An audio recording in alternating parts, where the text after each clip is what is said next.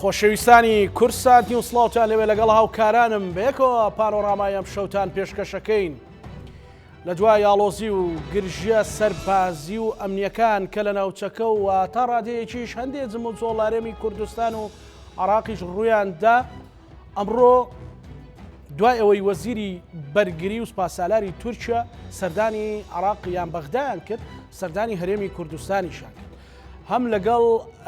دامەزراوە فەرمیەکانی هەرێمی کوردستان و لەگەڵ هەندێک پارتی سیاسیش کۆبوونەوە ئەمە جگەلەوەی کە هەرێم چەند گرینگە بتوانێت لێک تێگەیشتنی تەواوەتی لەگەڵ دراوسەکانیدا دروست بکات یان لەگەڵ وڵاتی ئەقلیمیەکان و لێک تێگەیشتنێکی وها بێ کە لەسەر بنەمای ڕێزگرتنی سیادە یان سەروەری هەردوو لاوە بێت واروەها لە ماوەی ڕابردووشدا وەک لای هەمووتان ڕوونە کە لە تەواوی هەرێمی کوردستان چ بە موشک بێت چ بە درۆن هەرێمی کوردستان ڕوبەڕووی پێشاتی مەترسیدار بۆتەوە ئێمە گفتوگۆ لەو بارەیەوە ئەکەین بە میوانداری زۆر بەڕێز مامۆستا مەسعود عەبدولخالق سەرنووسەریان سەرپەرشتیاری دەستگای ستاندار کە بەڕێزیان لە شاری هەولێرە و بەسپاسەوە لەگەڵمانە مامۆستا سڵاو لێبێ ئەم کاتت باش من سەرەتا ئەمەوێ چەند خولەکێک لەسەر ئەو سەردانە گفتوگۆ بکەین هاتنی وەزیری بەرگری تورکیا کە لە ماوەی ڕابردووشدا ئەلبەتە وەزیری دەرەوەی تورکیا و سەرۆکی دەستگای میتیش سەردانی بەغدا و عراقی کردبوو ئەمانە تورکیانیەتی چییە لەو بابەتەیە ئایا تەنها مەبەست وەکو خۆیان ئەڵێن پەکەکەیە کە بۆ تەسفیە ئەوەیە یاخود مەبەستی ترە و ئەیانەوە لە ڕێگەی عراقەوە داخلی معادلاتەکان ببنەوە ئەبەنای خی گەورە و میرەبان خۆی و سەردانانەی تورکیا لە بۆ عێراق ئاستاچی جوداوەرەگری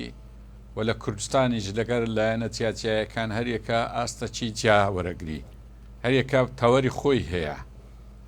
یعنی حتا لە ناو حکوومەتی هەرێم کە لەگەل لایە چاندادەنیشی قسە و باز جودایە لەگەڵدادنیشی قسە و باز دووبار جودا بەڵێ بە تاکید یعنی هەریەکە ئەوەیە ئەمە بەگشتی هەندە قسە دەکەین یعنی لە ڕووی استراتیجی ئەو مۆزوعی هەڵدەسەنجێنین لەو دەمای دەسەڵاتی کوردی لەو پەڕی لاوازیدایە لەسەر ئاستی جیهان ڕۆژانە سزا دەدرێ ڕۆژانە راپۆرتی خراپی لەسەر دێ هەر لەو ڕۆژانە ئەمریکا سزای بانکی سەرکردە کوردەکانیدایە لە عێراق محکمەی ئیتیحادیە سزای لە بۆ دێ لە ناوخۆ و دەسەڵاتە لە ناوەخۆ هەم ناکۆکە لەگە حیزبەکان لەگە هەمووان ناکۆکە لەگە میلەتی خۆی ناکۆکە موشەکی بەسەردا دەباراندرێ درۆنی بەس دێتە سەری یعنی لەو دۆخەیدا دەبێ سەردانێکی ئەمنی سەردانی دیبلۆماسیژنا سەردانی وەزیری دیفاع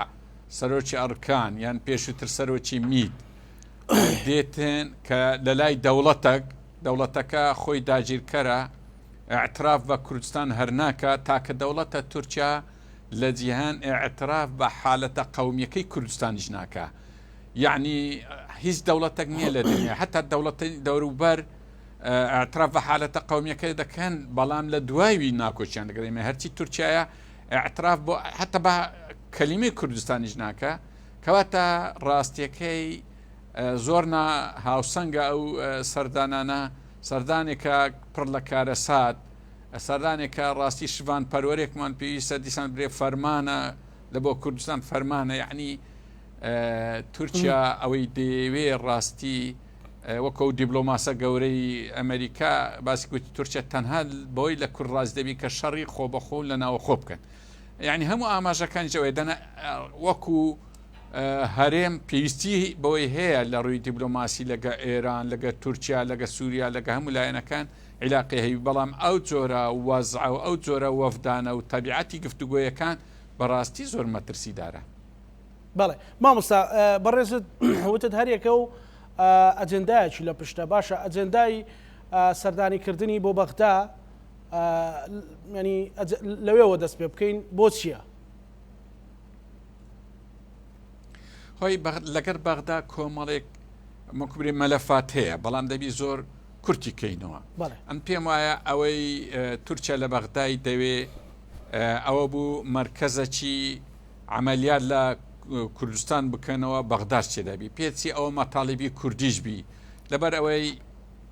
ینی حەزم لە جارە بێ مەسەرەوەی بەڵام حکوومەتی هەرێمیان دەسەڵاتدارانی هەرێم پێویستیان بە غیتاەکی قانونی و دەستوری هەیە ئەگە هەر هاریکاریەکی تورکیا بکەن ئەگەوەیان دەست نەکەوی ڕاستی زەحمەتە بیکەن لەبەر هەندێ پێدەچی پێشنیاری کوردیش لەگەر ئەوەی بیکە وەفدی تورکیا بستە بەغدا ئێقناع بکە لە بۆی بەشداری ئەو مرکز عملیاتەی بن کە بەنیازن لە کوردستان بیچەسپێنن بەغدا ئەوەندی ئەمە معلوماتمان هەبی ڕازی نەبووە بۆ مرکز چکە تورکیا داواکاریەکانی زۆر نامعقولە با بڵێن ئەوەندەی کە شەفافە لە بەغدا چکە ئەوەی هاتە هەولێر شەفافێتی تێدا نییە لە بەغدا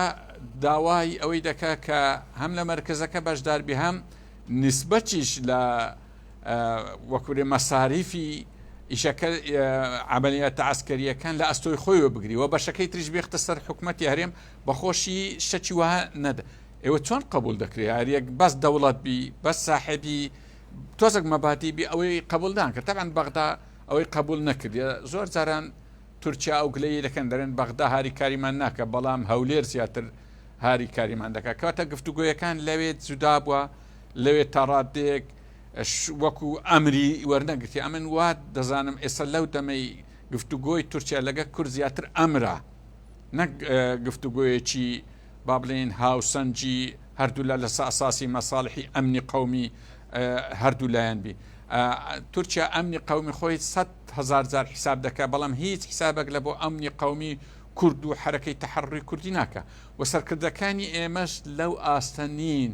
لەو دەمەی وەکو باسم کرد بتوانن دیفاع لە هەرێمیان دیفاع لە ئەمنی قەومی کوردیان ئەوەی ڕەتکەنەوە برێن ئێمە خۆشسوارەی حەمیدینین خۆ ئەفواج خەلفەنین بەگەت و کەوین و بینە ئەولا یعنی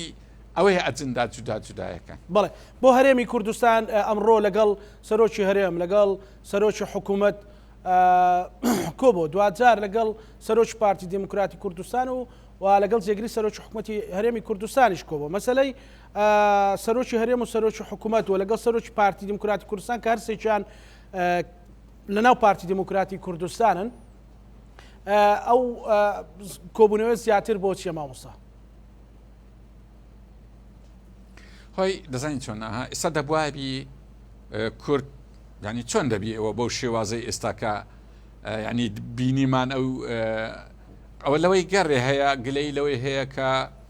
عسکەریەکان ئاعترافیان بە سەرۆکایەتی هەرێم هەر نەش کرد کە سەلامی لەوکە ئەوانە ناوە زۆر گرنگنی ئەو مەوزوعانە بەڵام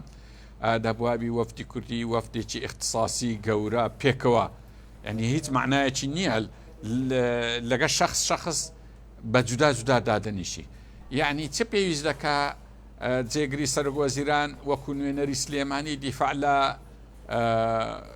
فڕۆکەخانە بکە بنێن ئەوە ئیشی حکوومەتە دەبابی حکوومەتی هەرێم ئەو داوایە دەبکە پێکەوە هەموو دابنیشتابوونایە عەلاقەڵ حکوومەتی هەرێم لە سێ لایەن پێکاتووە هەر سێلا پێکەوە دامچە کە دەزان یەکێکە دادەنیشن ئێمە جوان تێدەگەین ئەوە معنای چیە تورکیا لەو ماوەی استراتیزیەتە چی دەیەوێت پەیڕەو بکە لە بۆ ئەو بوهارەی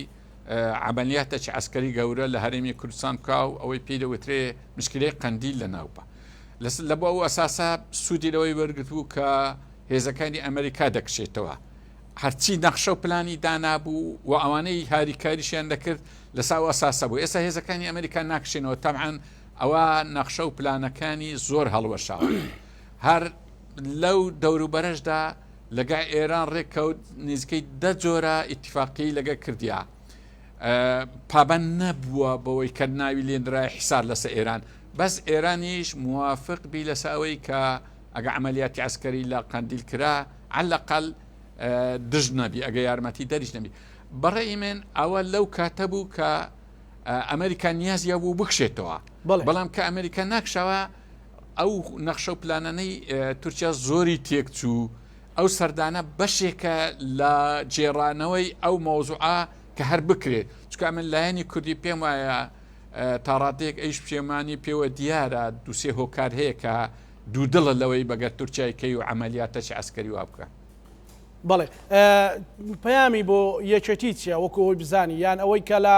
بە باگراون لەسەر معلوماتەکانی ڕابردوو و هەندێک لە ئەوەی کەەوە خۆیان لە نابوو نیگەرانی بەرامبەر بە سلێمانی بەرامبەر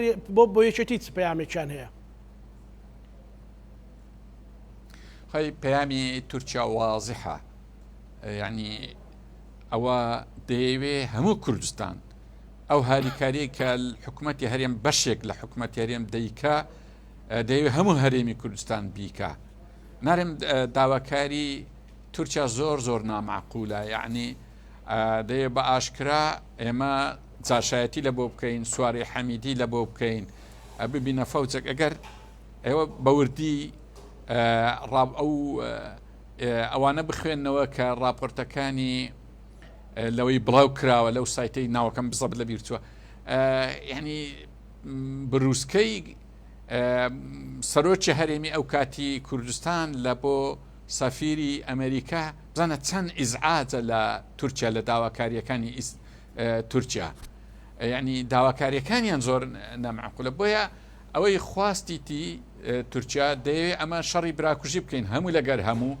وەچی ئەو جێهەتمان تەواو کرد ئەجەنەوەرەی جێهەتەشکە دێ یەکێکە هەتا ئاخر جێهەت ئەوەی کە تەعاونی لەگە خۆی کردیا ئەویش لە ناو ببا ئیتر هەرێمی کوردستان شتێک نەمینێ ناوی هەرێمی کوردستان. بەڕاستی شەر بە دوای ئەو مەوزوعەیە هەم یعنی ئەو سەردانەی ئەو ڕۆی ڕێک ئەوەیە کە هەرێمی کوردستان و تاوی حرەکەی تەحریری کوردی نەمینێ بۆ من حتا لە قەندیل یعنی ئێستا گەری لایلەیە دەیەوێ جەماعەتێکی وا تیرۆریست لێ بن کە ڕوحی حرەکەی تەحریری کوردی یەکجاری دەربهێنی و نەتوانرێت جودا بمینێت لە هەر چار پارچەی کوردستان. بڵێ مامۆستا بەچی دەتوانرێت بە دیبلۆماسیانە ڕوبەڕووی ئەو مەترسیانە ببنەوە بەوەی کە ئەمریکا بێتە سەرخەت، بەوەی لێک تێگەیشتن هەبێت، بەوەی کە گفتوگۆ هەبێت، مەسەلەن بەچی دەتوانرێت سەدیە و بابەتە بکرێت؟ خۆی ئێمە چەند جارێک وەفدی ئەمریکیمانتیە ئەمریکا یەک جار ئەوەی لە بۆمە ئاشکرار کرد کە جارێک وەفدەکی تایبەتیان نارتە لای سەرکردایەتی کورد کە عیلاقاتیان لەگە تورکیا ئەوەندە زۆر گەشە پێ نەدەن نەگاتە ئەو ڕاددەی چکە تورکیا باسییان لە ئەوەی کرد تورکیا ڕاستی خۆشی بە هەرێمی کوردستان و بە کورد نایە، نەکەن زیاتر تێکەری بن. دوسێر نقطە بوو، یەک لەوانە نەوت دەرچوونیش بووە نەوتی دەرنەکەن، بەڵام سەرکردایەتی کورد بەڕاستی بەجێ ئەمریکای نەکردیە و ئێستاش ئەمریکا پێی باش نییە هیچ جۆرە ئۆپەراسیۆنێک بکرێ حکوومەتی هەرێم تێدای، بەڵام ڕاستی ئەمە بە شتەشکە برین. حکوومەتی هەرێم ئێستا ناتوانی بەشداری ئەو ئۆپەراسیۆنە بکەن نەک لە بەڕای گشتی کوردی، نەک لە بە حیزبەکانی تری کوردستان، نەک لە بەوەتانیەت. ڕاستی ئەو زۆر جێی لەوەی نییە، بەڵام ئەو غیتاءە یاسایی و دەستوریەی لە عێراق نییە، ئەو مەترسیەکەی زۆر لە عێراق هەیە. ڕاستی ئەوەی ئێستا دەستی حکوومەتی هەرێمی گرتیا عێراقە کە نەتوانی بەشداری لەگە تورکیا بکات چکە زۆری لە سەدەکەوی، یعنی تو حرس الإقلیمت هەیە، حرس الإقلیم دەستوریە بودجەی لە عێراق لە بۆتێ، یعنی بەبێ قیادەی عملیاتی عێراقی ناتوانانی بەشداری هیچ پرۆسەکی دەوڵەتان کە ئیلا ئەگەر بە شێوەیەک بۆ نمونە هێزی ڕۆژمان هەیە، هێزی تکەمان هەیە لە ژێر پەردەی بەرجل و بەرجی تر بە ناڕاستەوخۆ، یعنی ئەوە ئەوی تورکیا دەیەوێ بە بەیاناتی ڕسمی چۆن ساڵی 92 بە هەردوو حیزبی کرد ئیشێکی بە پارتی و بە یەکێتی کرد پێکەوە کە وەزارەتی پێشمەرگە و کاتی بەیانی دەردەکرد بە ڕسمی بەگەکەت و ئەو جارەش وای دەوێت بە ڕسمی بەیانی ڕقم 1 ڕقم 2 ڕقم 3 لە وەزارەتی پێشمەرگە دەرچی و پێکەوە لەگەت ئەوە بە حکوومەتی هەرێم ناکرێ ئەو جارە هەموو هێزەکانی بەشدار بووی حکوومەت رازینین، هەم دەوڵەتی عێراقیش بۆی رازینین، کەواتە کێشەکە لەوەیە ئەوەی برادرانی هەولێریش ئەگە ئەو غیتاء قانونی و دەستوریان نەبی ناتوان ڕاستە و خۆ بەشداری بکەن. کێشەی هاتنی ئەساسی گفتوگۆ و حیواری ئەو ڕۆی تورکیا لەگە هەرێمی کوردستان توانە برم ئەو نقطە گرنگە بوو. بەڵێ مامۆستا پەکەکە لە قەندیلە لە باکووری کوردستانە لە چیاکانی گارە و مەتینە بۆ نایشارنەوە هەم لە ئاستی باڵا هەم لە ئاستی ڕۆژنامە نووسەکانیان ئەوانەی کە زیاتر لە دەستگا مخابراتەکانی خۆیان نزیکن، مەسەلەن سلێمانی و کەرکووک بە هەدەف دەگرن کە گوایە جێگەی جموزۆڵی پەکەکەی بەڵام هیچ جموزۆڵێکی پەکەکە لەو سنوورانە نییە مەسەلەن لە ناو شار نییە لە شوێنێک نیە هیچ مەقەڕاتێکیان نییە بۆ ئەو ڕێخۆشکەرە و زمینە سازیەی بۆ دەکەن. لەم زۆر تاییدی ئەو قسەی دەکەم کە ئێران لە هەولێرەیدا و تورکیاش لە سلێمانیدا کە ناوەی تورکیا ڕازبوو پاکەکە لە عربەت هەبی نا ئەوەی ئێرانیش ڕاز بوو کە موسات لە هەولێری بی هیچیان ڕاز نەبوو ئەم زۆر ڕێیم دەکا و قسە تەواوە بەڵام ئێمە شتەکیش بە لەسەر برادرانی پاکەکە برین لە ڕاستیدا قاندیل شەرعیەتێکی هەیە برادرانی پاکە لێنە چکە لە کاتی خۆی لەسەر داوای تورکیا لە کاتی ئاشتی هاتوونە ئەوێ زۆر باش بوو وەزارەتی خارجی عێراقی ئەو حەقیقەتەی کردە بەڵگەنامە لە ئەومە متحیدەش ئەوە زۆر دەستکەوتەکی گەورە بوو بەڵام لە خارجی قەندیل برادرانی پەکەکە حەقوانیە سنتو ناوی گاراتینە یان ناوی زینیوەرتێ یان هەر شوێنێک لەو شوێنەیان ئەو منتیقانەی مەتین و بە تایبەتی بادینان یان ناکرێ ئەتوو بەبێ پرسی حکوومەتی هەرێم لەوێبی ئەوە نابی یان ناوچەک لە ناوچەکانی قەندیلت دابڕیبی ناو لێنابی هەرێمی میدیا و بەلەدیەی لێدابنی بەڕاستی ئاوا نەشارەزاییە یعنی فاولدانە لە بۆ دەست ناحەزەکانی خۆی کە حتا جاروێ عملیاتی عسکەری ئەگە حتا گەریلای پەکەش لە ناو کوردستان عێراقن حەقوێنیە بە ناوی خۆیان بیکەن ناوەشکە بێنەوە چکە ئەوە لە ڕووی دووەلی وەحتە عێراق حتا حکوومەتی هەرێمیش قبول بکە عێراق ئەوەی قبول ناکە لەبەر هەندێ ئەو گۆڕانکاریە لە عقلیەتی سەرکردایەتی کورد ڕاستی پێویستە ئەوجە چ لە هەرێمی کوردستان چ لە برایانی کوردستانی سەرو ئەوە حقیقەتێکە بەڵام لای سلێمانی ڕەنگە سەلبیاتی هەیە غەڵەتی هەیە بەڵام پەکەکە بەو دەرەجەی لەو لای مسەیتەر نییە و بوونی بەو شێوازەینیا من نەمزانیە بەڵام ئەو بارەگایانی کە لە ناوچە لە شوێنانە هەیەیان ئەو جموجۆڵان هەیەی چ لە سلێمانی بی چ لە هەولێر بی چ لە دۆکبی ئەدەبی مقەیەتی بە حکوومەتی هەرێم کە ئەو حکوومەتەی ئەمن هەر زۆرم ڕگلێ دەبێتەوە بەس کاکە بوونی هەیە حقیقەتە بەڕچیشم لێ بتەوە ڕگلێبوونەوە جودایە لە بۆ برادرانی کوردەکانی ئێران کوردەکانی تورکیا ناکرێت و بێپرسیوان لەوێ منتقەکی داگیرکەوی و بیکەی ساحی حرب ئەوە ناکرێت یعنی ئەوەش دەبی چارەسەر بکرێت یعنی ئەوە دەبێت مبرر نەدێ دەست نارەکەت بۆی کە ئەگەر ئەوە نەبێ ڕەنگە ئەوانیش بە زۆرێکی تر کوردیشیان ڕێی گشتیش بتوانێت بە زۆرێکی تر مخاتەبەیان بکە بە دیاریکراوی چی لە یەکێتی دەوێت مامۆساوەی کە ئەوە خۆت بزانیت وڵای هەر بێ کەلیمە ڕاستیەکەی یەکێتی استراتیجیەشکەی گرتوتە بەر ئەنی ئەگەر ڕاستی یەکێتی زۆر ڕووی لە عێراقا تەمان ئەوە ئامۆژگاریە نێودەوڵەتیەکانیش لە پاش ڕێفراندۆم هەموو قسەیان وایە درن کاکە ئێوە تازە ئیشتان لە بەغدایە یعنی ئەمە مادام لە بینی تورکیا و ئێران و سووریا و عێراق هەر ئەوەندەمان مەجال هەبی ئەمە عێراق باشترە لە بۆمە ڕێی جەمهورمان هەیە وەزارەتی خارجیمان هەیە پەرلەمانمان هەیە بەشدارین لە هەموو دام و دەستگای عێراق بەشدارین بێزگەلەوەی هەرێمی کوردستانیشمان دەستوریە پێشمەرگەمان دەستوریە یعنی کەواتە ئەمە لەگە عێراق بین باشترە نەک لەگە تورکیا و لەگە ئێران و لەگە سووریا ئەوانە چکە ڕاستی بە قسەک هەیە بە ئاشکرایکەین بڵێ سەرکردایەتی کورد معمەلەیەکی استراتیجی زۆر سەقەتی کرد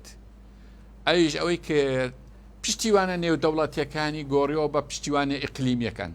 پشتیوانی نێودەوڵەتی گەورەبوونی هەرێمی کوردستانی تێدایە پشتیوانی ئیقلیمی تاکتیکە و بچووکبوونەوەی کوردستانی تێدایە دروست لەبەر هەندێک ئێستا تەمەشایکەین لەو کاتێک کە هەرێمی کوردستان گەورە بوو بە بەرەو گەورە بوون بوو ئەها وەفدەکان چێ بوون وەفدی ئەمریکا بوو ڕئیسی فەڕەنسا بوو نەتەوە یەکگرتووەکانی ئەمریکا بوو جیهان داهات بەڵام ئێستا ئەو کاتی تورکیا سەردانیمە هیچ دەدەکرد بەڵام ئێستا چونکە لە بچووک بوونەوەیە دەبینین وەفدی ئەوروپای تێدانیا ئەمریکای تێدان ئەوانە ناین بەڵام چێ دێ تورکیا دێ ئەها وازح دیارە ئەو معادلە عکسیە معنای چییە حەقوەیە هەموو دنیا تێبکەوە سەرکردایە کورتی کورد خۆشی لەوەی بگا کە معمەلەیەکی خراپی کردیا ڕێڕەوێکی زۆر خراپی گرتیا پاڵپشتە نێودەوڵەتیەکان لە بۆ مسۆگەرە پاڵپشتی ئیقلیمی لە ناوچوونمانە ئەجاوە کەیفیان بۆیتی ئەوڕۆ ڕئیس فلان ئیستقبالی وەزیری دیفاعی کردێ و سەرۆکی ئەرکانی کردێ و پێشوازی لە سەرۆکی میت دەکا وەڵاهی ئەمن ئەلەوەی ئەسڵەن زۆر دڵمان پێتەنگ دەبی بەو چکە دەزانین مەوزوعەکان چیە یعنی لە قاموسی تورکیا کوردستان مەمنوعە لە ناو پەرلەمان ڕئیس پەرلەمان لە نائیبەک دەپرسی کوردستان لە چێ فەقیری ناچارە برێ لە ناو دڵمە هەر پەنجەی لە بۆ عەردی درێژ کردا باید دەستوری تورکیا قانونی تورکیا سزنی دەکرد یعنی بەڕێز ئەردۆغان بەخۆی دەرێ ئەرێک شتەکەی ناوی کوردستان هەموو خەڵک هاوار دەکەن نەخێر کاکە تو کوردستان لە ناو خۆت مەمنوعکە بەس تی شتێ لە عێراق دەستور ناوی کوردستان هینە وەفدی تورکیا کە دێتە کوردستان لە ناو کوردستان دەرێ گوزەی عێراق شیمالی عێراق نارێ هەرێمی کوردستان کە یعنی لە ناو عێراق و لە ناو کوردستان دەستوری عێراق پێشێل دەکە مامۆستا کەوابێ ئەگەر هیچ مەترسێکێ لەسەرەوەی کە تورکیا مەسەلەن لێرە و لەوێ جموزۆڵە سەربازیەکانی زیاتر بکە مەعادای پەکەکە یان عێراق ئەوەی هەیە کە بتوانێت ڕێگری لێ بکە وەکو سیادە خۆی مادەم عێراق موافقەی لەسە نەکرد تازە ناتوانی جموجۆڵەکی زۆر گەورە و ڕسمی بکە و هیچ لایەنی عێراقی بەگەرکەوی چکە ڕاستی مەجموعەک هەیە لە کورد لە سوننا و لە تورکمان ڕاستی لەگە تورکیا پەیوەندیان زۆر خۆشە با ناوی شتی تری لێنەنین یعنی من ئەگەر ناوی عەمالەت هات و ناوی وابەستە هات ئەم پێم باشە کورد ئەگە هەر بیکە لە بۆ ئەوروپا بیکە لە بۆ ئەمریکا بکە لە بۆ دنیای لە بۆ گەورەکان بیکە لە بۆ چیەکی وەکو تورکیایان وەکو ئێران یان وەکو سووریا ئەوانە نیکە ڕاستیەکەی بەڵام بابرین ئەوانەی کە هەیە تورکیا بێ موافقەی عێراق موافقەی هەرێمیشی لەگەوی ناتوانانی بە گەورەی ئیشەکەی بکە کاتە دەوی بە بچووکی بیکە بە بچووکیش قەندیل لە ناو ناچی بەڵام ئەگە عێراق ئۆکەی بکە هەرێمی کوردستانیش بە تەواوەتی لە چوارچەوەی وەزارەتی پێشمەرگە هاریکاری تورکیا بکەن بەڕێی من دەتوانن قەندیل بگرن بەڵام حتاگە قەندیلی گیرە ئایا بزوتنەوەی ڕزگاری خوازی کوردستانی سەر و تێک دەشتێ یەکجاری نەخێر ئەوە نابی بەڵام بۆ قەندیل لە ناو بچی هەم برایانی پەکە هەم برایانی پارتی یعنی هەردوولاتان ئەو قەندیلە بکەنە ینی چەترێک لە بۆ هەر چار پارچەی کوردستان نەک هەڕەشە بن لە سەیەکتر ینی ئەو مەجالە تۆزەک مایە ئەگەر تعدیلی کەینەوە چکە کە قەندیل گیرە ئەمە نەمانەوێ قەندیل خەرچی تری دێتێ ئێستا چی ئەفرین چی هاتێ ئەفرین ئەوانەی هاتێ ئێستا دیمۆگرافیای قەندیل ئەفرین ئەو منتخە نەشێنگور ئەگەتان لێبێ قەندیل جەماعەتەکی تیرۆریستی وا بێتن کە نزیکە لە تورکیا جارشکە ئەوێ بەرنادەن یان دەتوانین برین تۆرابۆڕای شەرق لەوسەتا هەینێ هەڕەشە هەر لەسەر کوردستان نابی لەسەر وڵاتانی دەوروبەر دەبی و لەسەر ئەوروپا و لەسەر جیهانیش دەبی کاتە ئێمە کارتی بە قووەتمان بەدەستە ڕێ لە تورکیا بگرین بەڵام ئەوەی دەوێت کە برادرانی پاکەکە ڕەچاوی وەزعی کوردستان بکەن و برادرانی پارتی دیموکراتی کوردستان لەوە بگەن ئەو هەنگاوانەی ئێستا دەینێن ئەوە دەستیان دایتە مشارەتی ئەو لە قەدارەی دەبڕنەوە کە خۆشیان لەسەرها ئەجا ئەوە معنای گەلە زۆرە و بە خۆشیان هەموو لایەکمان تێکدی دەگەین بەڵێ مامۆستا بەڵام زۆر جار قسەیەک دەگوترێت کە حتا لەو موشکبارانی و کۆتاییانەش باز لەوە دەکرێت کە خەتی تورکیا خەتی ئەمریکا مەسەلەن ئەوەی تورکیا دەیکا بە موافقەی ئەمریکا دەیکا بۆیش هێزێکی سیاسی کە بەڕێزت ناوتێنە پارتی دموکراتی کوردستان لە تورکیا نزیکترە وەک ئەوەی کە ڕووبکاتە بەغدا یان هاوسەنجێک بپارێزێ هەر بەڕاستی ئەوە ڕاستەکە مەسەلەن ئەوەی تورکیا دەیکان ئەوەی تورکیا لەسەر خەتی ئەمریکایە نەخێر ئەگەر وا بواە ئەو هەموو ئامۆژگاری ئەمریکا لە بۆ کوردستان نەدات کە لەگە تورکیا عیلاقاتەنان مەحدودکەن طبعا لەگە ئێرانیش ئەوەن ڕەئیان وایە بە هەمان شێوە یعنی ئەگەر لایەک لەگە ئێران و لایەک لەگە تورکیاوابی معنەوە کارە ساتە ئەم پێم وانە هیچ لایەک گەیشتە ئەو ڕاتدەی یعنی ناوی لێ بنین یەکێتی عەمیلی ئێرانە و پارتیش عەمیلی تورکیا بەڕێ نەگەیشتە ئەو ڕادەی وهانە بەڵام ئەوە زۆر هەڵەیە وا تێ بکەین کە ئەو بە قسەی ئەمریکایە برادرانی پارتی لەگە تورکیا نەخێت ئەسڵەن ئەمریکا زۆر نیگەرانە لە تورکیا. استراتیجێتی ئەمریکا ئەوە بوو کە لە شەرق ئەوسەد لە وڵاتانی عەرەبی مرتاح نەبوو، لە تورکیا مرتاح نەبوو، لە کوردستان پێگەی خۆی بەقووەتکە. دەرفەتەکی زێڕینی زۆر گەورە بوو ئەگە سەرکردایەتی کوردی ڕاستەکی وردی ئەو بابەتەی بکردەبایە. بەڵام ئێستاوی من سەرکردایەتی کورد دەبینم وەکو لە هەولێر قسەکە دەرێت دەست لە کوونان وەرەدا. بەڕاستی لەو کێشە گەورانەی کە لە ڕۆژهەڵاتی ناوەڕاست هەیە نەیتوانێ ببتە تەرەفەک. ئەم نەگەل بواە تەرەفە چیش پێم خراپ نەبوو، بەڵام ئەو تەرەفە زامنی مستەقبەلی کوردی تێدا وایە. لەبەرەوەی چ لەگە ئەمریکای بی، چ لەگە تورکیای بی، چ لەگە ئێران هەرسێک لێک جودانە، یان لەگە جامیعی عەرەبی یان ڕوو لە عێراق. بەڕاستی دەسەڵاتی کوردی بە نەشارەزایی دەیکە، یعنی لە چوارچێوەی دیبلۆماسیەت نایکە، قسەکی ڕق و ناخۆش و تاڕهێ دەیکەم، لە چوارچێوەی ئوجرە دەیکا، نەک دیبلۆماسیەت. ئوجرەش وایە ئەتو دەمەک دژمنی ئەو دەوڵەتەی دەجارە دژمنی ئەوەی دەبی، ئەو جارە لایوی دەبی، ئەو جارە بەگەچەی شوی دەکەی. ئوجرەوات لێ دەکا هیچ ئەساسێک لە بۆ ئەمنی قەومی کوردی نامینێتەوە. ینی بەڵگەشم هەیە ئوجرەیە، بەڵام زۆر پێم خۆش نیە لەسا ئەو مۆزوعی بڕێ. بەڵێ بینینی یان سەردانیکردنە تایبەتە ئوجیاکردنەوە تایبەتەوەی بەرەی تورکمانی لە هەولێر بۆچیە مامۆستا؟ مەسەلەنەوە چ پەیامێکە دەوێت پەیامێک بگێنێ؟ وڵی زۆر ناخۆشە، ینی کە دەبینین چکە بەرەی تورکمانی بەداخۆ تورکمان بەخۆیان نا، ئێمە و تورکمان و کورد و تورکمان هەر یەک میلەتین، صاحبی کوردستان پێکەوە. وڵا یعنی حتا حەقیەوەیان هەیە، جێگری سەرۆکی هەرێم، یان هەموو مافەچیان هەیە. وە لە کوردستانش ئاگامان لێبی هەر جارێک حرەکەی کوردی لە کوردستان ئەگە گەشەی کردوی تورکمانیش گەشەی کردیا. یعنی خۆ تورکمان لە بەسرا هەبوو، لە حلە هەبوو، لە بەغدا هەبوو، لەبەرچی ئێستا لە هیچ جێک نایە، بەس لە کوردستان مایە. ها برایانی تورکمان حەقوێ تێبگەن، چارە نووسیان لەگە ئێمە زیاتر دەن. ئێستا کەرکووک بگەڕێتەوە سەر عێراق پاشی 50 ساڵی کە تورکمان لە کوردستان لە کەرکووکیش نامینێ، بەڵام لە هەولێر دەبینێ، لەو شوێنانە دەمینێ. کاتە ئەگە کەرکووک بگەڕێتەوە سەر کوردستان زامنی مانەوەی تورکمانیشە. بەڵام زۆر بەداخەوە بەرەی تورکمانی وەکو جالیەی تورکیا کار دەکەن لە کوردستان و لە عێراقیش، یعنی وەکو هاوڵاتیەکی کوردستان کار ناکەن. بۆ نمونە تەمەشای کە لە کەرکووک چەند دەورەی خراپ دەبین، ئەو دەورە خراپە هەر دژی کورد نیە، دژی تورکمانیشە. و حتا ئەو برادرانەی کە ناویان نوێنەرانی تورکمانە لە هەولێر بە ناوی کۆتا و ئەوانە هاتوون، بەڕاستی دیمەنی تورکمانیان زۆر ناشیرین کردیا. و جموجۆلەکانیان چ لەگەر دەسەڵاتی کوردی چ لەگەر دەسەڵاتی تورکیا ڕاستی زەرەر و زیانێکی زۆر بە پێکاتەی تورکمان و بە پێکاتەی کورد دەدەن. هەرەوە بۆ ئاگاداریتان بێزگەولەوەی لە کەرکووک لە پێش چاومانەکە دەورەکەیان زۆر خراپە. یعنی بەڵام ئەوەی سکالای لەسەر ریفراندۆم کرد جەبهەی تورکمانی بوو، یخۆ سەر سوڕدامینی لێرە بەشدار بوون. لەولایە یعنی نازانین چرەکەیت لەوێش سکالای لەسەر یعنی بەرەی تورکمانی دەورەکەی باش نییە. ئەمن دووبارەی دەکەمەوە لەوەی زیاتر بان نەیرێن وەکو جالیا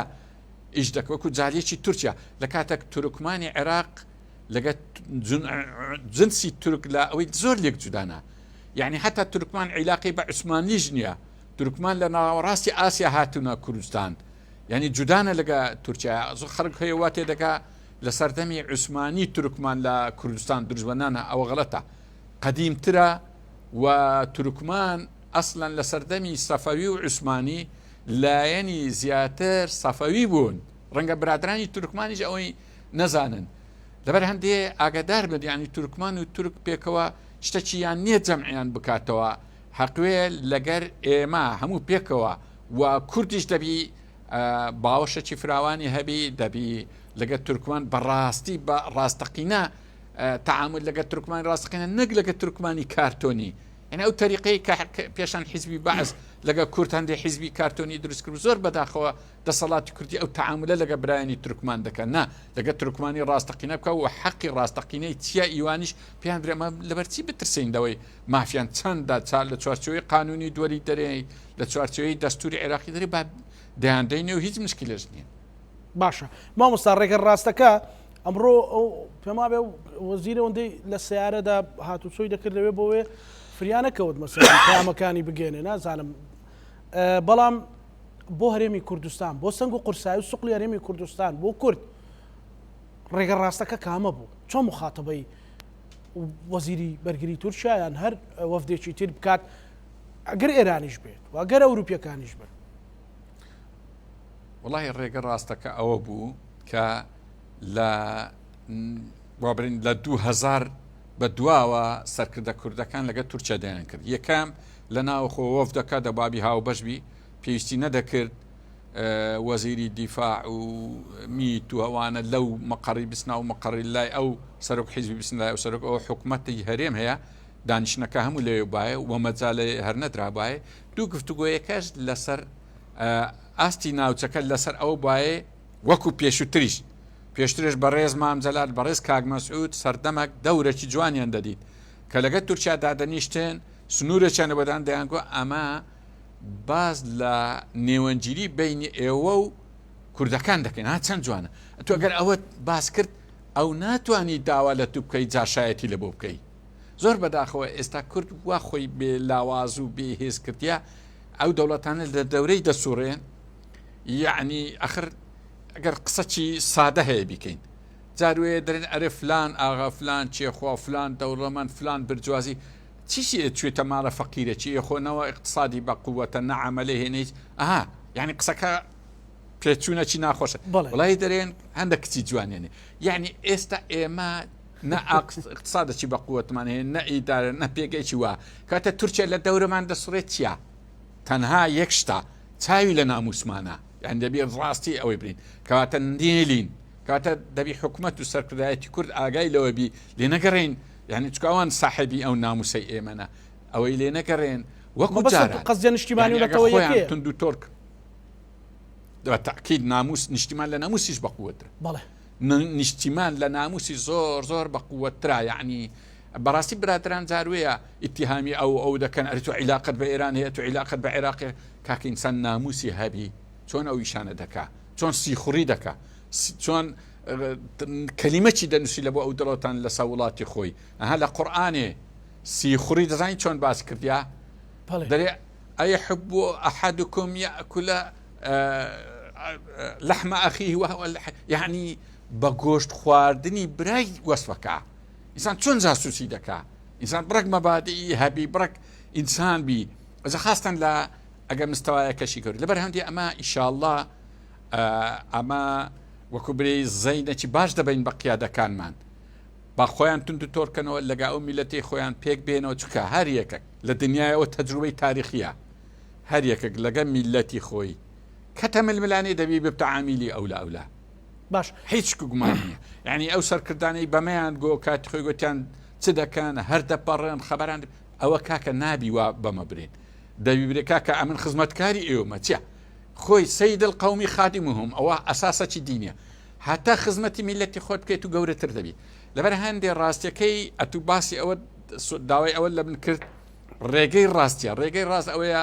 دەسەڵاتی کوردی حکوومەتی هەرێم لەگەلایەنەکان هەموو حیوار بکات حتا لەگە پەکەکە حیوار بکاتەوە وە پەکەش دەبی ڕەچاوی ئەو دۆخەی هەرێمی کوردستان بکاتەوە خۆمان تونند و تۆڵ بکەینەوە پێویستمان وەبی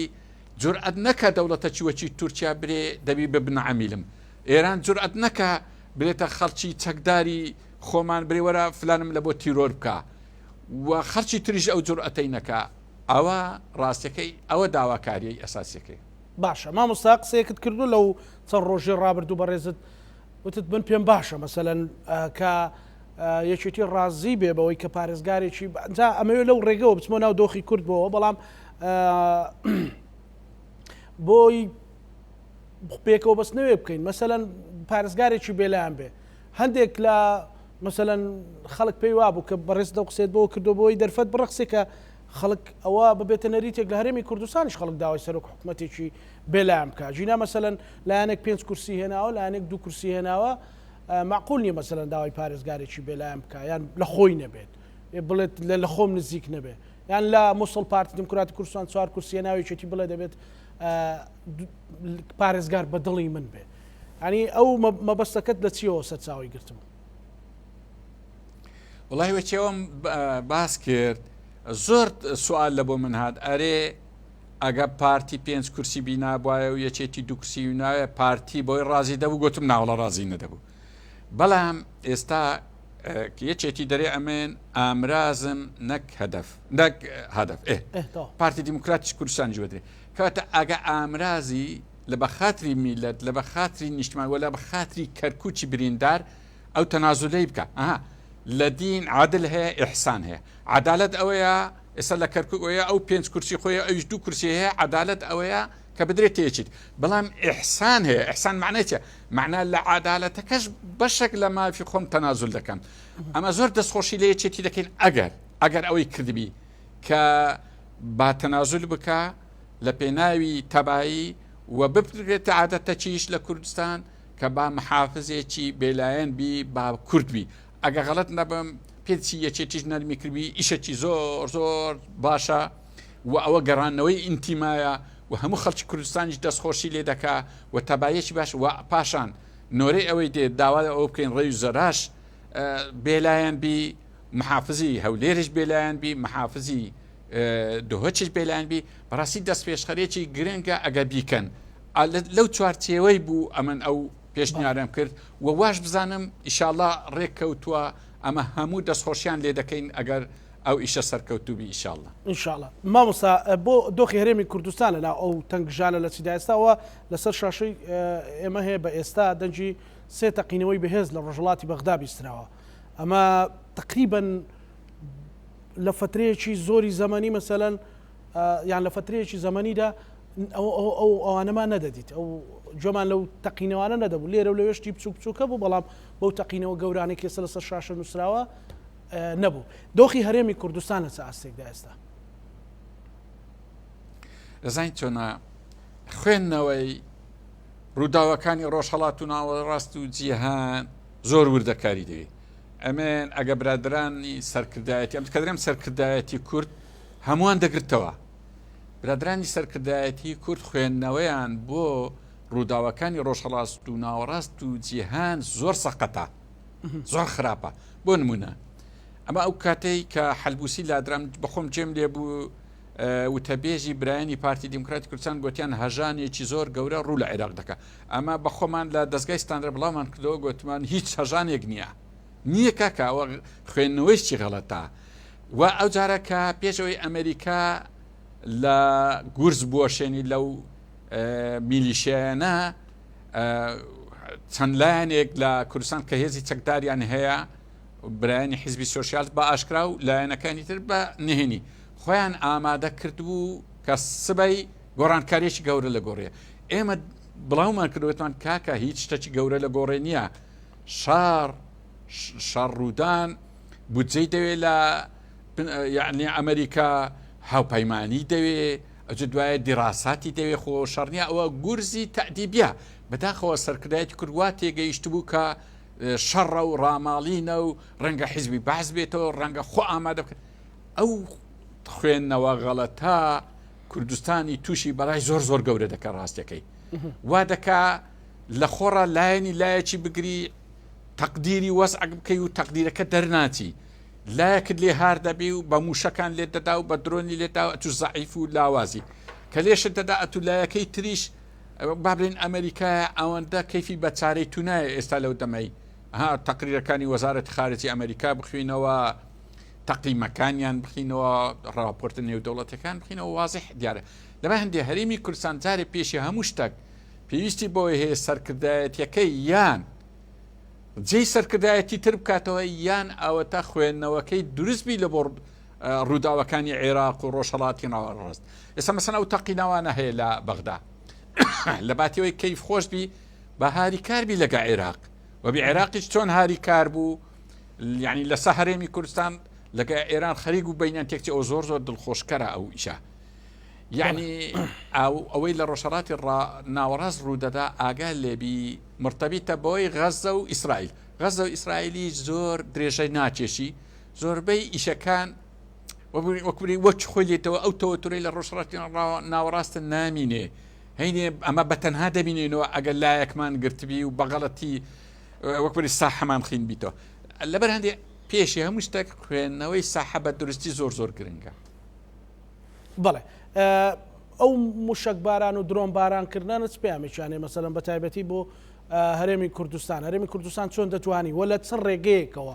بەڕاستی مەسەلەم زۆر ئەو پرسیارم لە میوانەکانم کردو لەمەوەی ڕابردوودا بەڵام بەردەوامەوە هەیە دەتوانێت سیادەی خۆی بپارێزێ ئایا 96 زیندوو کاتەوە و داوا لە نێتیوی گرتوەکان بکە ئایا مەسەلەن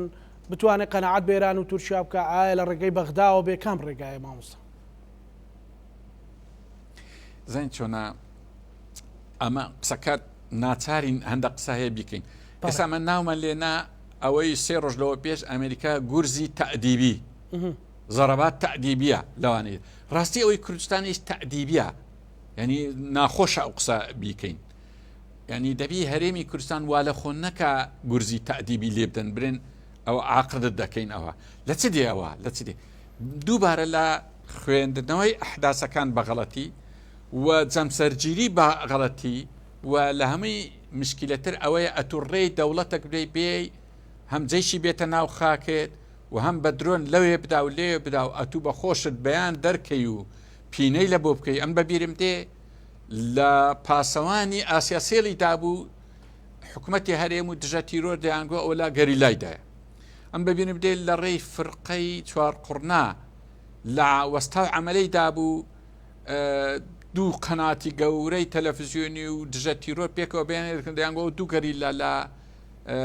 قەندیل هاتە خوارێ و تیاری تورکیالێک ئەوە گەلە خراپە کاکە حتا ئەگە لە گەریلاشی دابی حەقیوە نییە وابری برێەوە لە مەدەنیدایە دوایە تو چۆن دەبی لێ بگەڕێی دەوڵەتێک بە کەیف خۆی ئەوها بگاتە ئەو ڕادەی سبەینێ لە ڕئیسەکانیدا یعنی درۆن ئێستا سبەی لە ڕئیسی کوردیدا لە ڕئیسی حیزبیدا لە ڕئیسیۆیدا چێ بچێ یعنی ئەوە چۆن وا لێ دەکەم ئەمێن وەکو باسم کرد وەتەن ناموسە لێ ناگەڕێم یەک سنتیش خەڵکی ناحەز خەڵکی بێناموس بێ سەر لە وڵاتەکەم هەرچیان بەناو ماڵێمدا بڕوە بەو شێوازە بەخۆشم ڕێی لۆ خۆشکەم ڕێی دەرگای لێ بکەمەوە پەنجەرەی لە بۆ بکەمەوە یعنی ئەوانە هەموو ڕێخۆشکەرە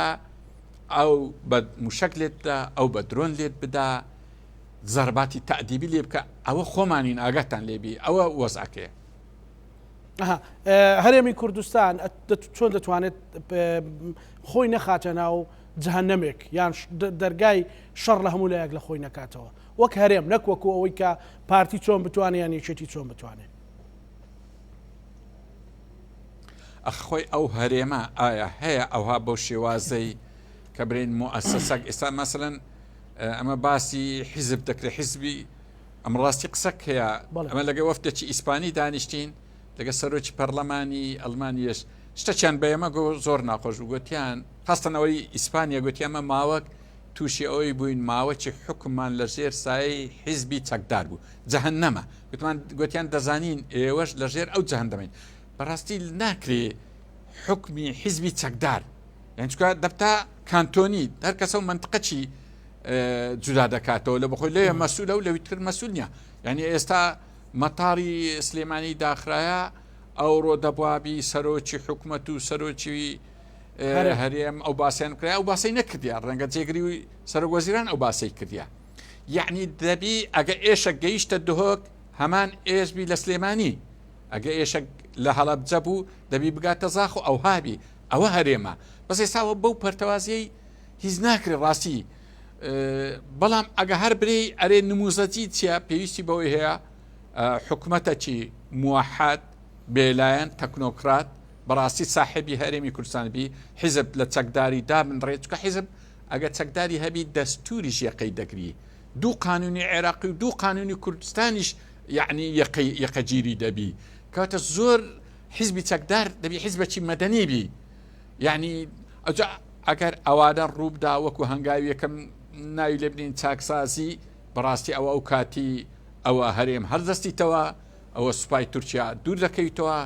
ئێران ناتوانانی بە موشک لێت بدا مادەی 140 جێبەجێ دەکرێت و هەرێمی کوردستان پێویستی بە دارایی هیچ لایەک نامینێ ئەم پێم عەجیبە دەرێن ئەرێگە موەزەف داوای موچەی لە بەغدا بکە ئەوە هەرێمی کوردستان لاواز دەبی بەڵام ئەگە حکوومەتی عێراق داوای لێ بکە حکم هەرێم کاکە ئەگەر قیادەی کورد داوا لە بەغدا بکە هەینی هەرێم زۆر لاوازتر دەبی ئەمن لەگەر ئەوەی ما هەر داوایەک لە عێراق چ برێ وەرە بمپارێزات چ برێ موچەم بدێت چ برێ بایعیم دێت چ برێ نەوتم بدێت هەرچی برێ هەرێم پێ لاواز دەبتەوە بەڵام ئەو چێ وای لەوەی کردیا غێر دەسەڵاتی کوردی و گەندەڵکار فاسیدەکان دزەکان وایەن لە هەرێمی کوردستان کردی ئەمە پێویستمان بە بەغدا ببتەوە دەنا من ڕاست دەکەن ئەو قسە ڕاستە هەر داوایەک لە بەغدا موەزەف داوا بکەن ئەویش ڕاستە بەڵام لە موەزەفی گەورەتر داوا بکەن هەر زۆر هەرێم پێگچکە دەبتەوە یعنی ئەوە نییە برێ ئەرێ مامۆستایان داوا دەکەن بەڵام ئەمە حکوومەت و قیادی کورد داوا بکەین هەرێم بچکە نابتەوە نا بە داواکردنی قیادە و حکوومەت هەرێم بچووکتر زۆر زیاتر بچووکتر مامۆستانیەتێکێ بۆ قواری هەرێمی کوردستان مەسەلەن محکەمەی فیدراڵی هەندێک ئەو مەترسیانە بڵاو دەکەن و زۆر زاریان دەیڵێن کە محکەمەی فیدراڵی دەیە هەڵبژاردن دوا بخاو یاسا هەڵبژاردن دوا بخاو بە جۆرێک کۆمەڵێک تەگەرەی یاسایی بۆ هەرێمی کوردستان دروستکە و بە جۆرێک لە زۆرەکان هەرێمی کوردستان بکەوێتە ناو فەوزایەکی گەورەی بێ موئەسەسی و بێ قانونی نێتێکی وا دەخوێندرێتەوە وردوین لەو بابەتەی وردوین کە دەرێ گورگ مەڕی خوارد گورگ تەبیعاتی وەیە گۆشتی مەڕ دەخوا ئەوە هیچ ئەمە لەگە عێراق لەگە تورکیا لەگە ئێران لەگە سووریا مشکلەی قەدیممان هەیە مشکلەی داگیرکرا و داگیرکرا بەڵام لەگە عێراق تەعاان لە ناو عێراق هەیە حەزی لەیە بەدەستیوی نەبی بەڵام ئەو هەرێمە تێکچی ئەمە خۆ بەخۆ ئێستاوە تێشێ دەین ونیوە تێکیوە ئەهلی فەساد وای لەو هەرێمی کردیا خەریکە خەرگ و هەردێ لە بەحری ئیجە دەدا ڕەنگە پێویست بە جوهودیوی هەر نەکە تێچێ دەین ئەوە ڕاستەوە ینی لە ناو عێراق شۆڤینی هەیە و کە ناوڵەتایی بە هەرێم و بۆی هەر نایە بەحسینە شۆڤینینە لە دەسەڵاتن ئەوە ڕاستە ئەوە هەیە بەڵام لە قەدەر ئەوانەی کە تەعامل لەگە هەرێم دەکەن زۆر خراپ دین ئەمێن پێم وانە هەڕەشەیەکی زۆر لە لای عێراق لە بۆ هەرێمی کوردستانی و حتا دادگای فیدرالیش ئاگاتان لەبی دادگای فیدرالی لە چه پێکاتە ئەندامی کوردی تێدایە ئەندامی پارتی و یەکێتی تێدایە تەماشا ئەگە مەلەفەکان بکەی ئەوەی لەسەر کەرکووکە کە زۆر حەساسە هەموو مەلەفەکانی کەرکووک کورد بردیتەوە لە دادگای فیدرالی بەڵام لە چی دۆڕانتی لە مەلەفی نەفت لە هەمووی دۆڕاندیتی و دەشدۆڕێنی و ئەو محکەمی ئەگە لە کوردستانیش محکەمەی ڕاستەقینەبی هەردەی دۆڕاند خۆ محکەمەی پاریسیش محکەمەی اتحاد نییە لەبەرەوەی ئەو هەڕەشانە نییە بەڕێی من ئەم وەکو تێگەیشتوم لە وەزعی دووەلی لە وەزعی ڕۆژهەڵاتی ناوەڕاست لە وەزعی عێراق و کوردستان ئەو هەڕەشە لەسەر کوردستان نییە هەڵوەشێتەوە لەلایەن عێراقەوە بەڵام ئەتوو نە هەڵبژاردن بکەیت نە دەستورت هەیە نە هیچ شتەکرد نییە ئێتو بە خۆت فاول دەدەی لە نێزیک گۆلی خۆت پەنەرتیت لێ بکەن ئێستا مەسەلەن نام و دەستگە هیچ نمایە نە حکوومەتە نە پەرلەمانە نە ئەو خۆتی یعنی ئەگە بەردەوام بی بۆ وەزعی ئێستا ئەو خۆتی هەرێم هەڵدەوەشێنیوە نەک عێراق بەڵێ وەڵام مامۆستا سوپاس بۆ ئەو گفتوگۆیە سوپاس بۆ بەڕێز مامۆستا مەسعود عەبدولخالق سەرنووسەر یان سەرپەرشتیاری دەستگای ستاندارد کە لە هەولێرە و لەگەڵمان بووی سوپاس بۆ بەڕێزتان مامۆستا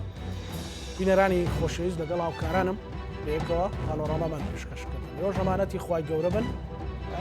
لە هەر دەرد و بەڵایەک پارێزراو بن ئینشاءڵڵا خواتانەکە